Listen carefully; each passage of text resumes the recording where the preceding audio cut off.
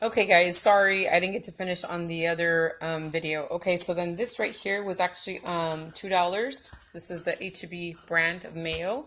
This right now was $3 and some change, like $3.99, I believe. Then these were actually $2.25 with the yellow store coupon right here. This was actually 75 cents or 79 cents. Then I bought these right here. They were under $4. It was like $3 and some change. This right here was a dollar.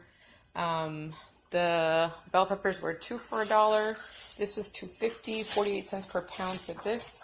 The cinnamon was actually 1.99. This was actually 1.87 for the big thing right here.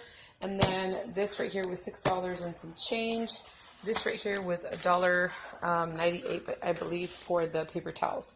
So go ahead and check out my other video that I did on the H-E-B shopping trip, so you guys can see the full